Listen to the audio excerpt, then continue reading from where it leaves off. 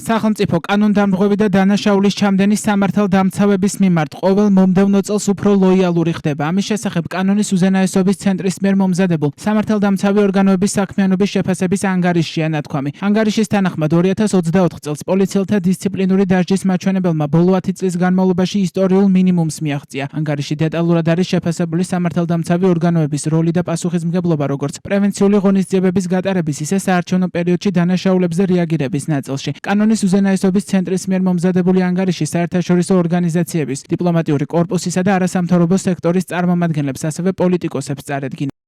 ისე როგორც არასდროს დღეს სამართალდამცავი ორგანოები არიან სრულიად პოლიტიზირებული, აბსოლუტურად ყველა სამართალდამცავი ორგანო, აბსოლუტურად ყველა გადაწყვეტილება მათ მიერ მიღებული არის პოლიტიკური და არც ერთ შემთხვევაში კანონიერი. სამწუხაროდ ისინი ასრულებდნენ პოლიტიკურ დაკვეთას მთელი საარჩევნო პერიოდის განმავლობაში, ასევე არჩევნების შემდგომ, მთელი ამ საპროტესტო აქციების დროს და ისე როგორც არასდროს სამართალდამცავი ორგანოები დაშორებული არიან კანონმდებლობას, რომელიც უნდა იყოს მათთვის ძირითადი სახელმძღვანელო.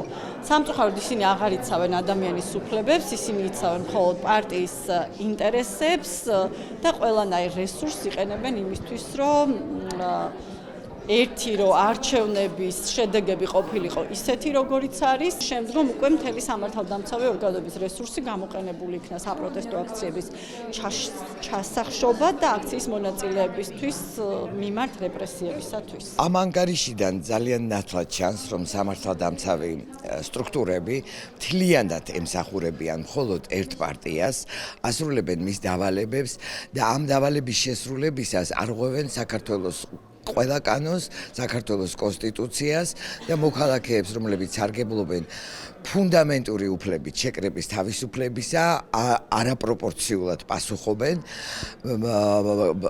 სასტიკად არბევენ და განაგრძობენ მათ წამებას არათუ დაკავებისას დაკავების შემდეგაც.